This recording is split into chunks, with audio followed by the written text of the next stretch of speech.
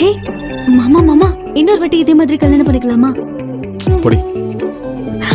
மாமா மாமா முடியாதுடே. மாமா முடியவே முடியாது.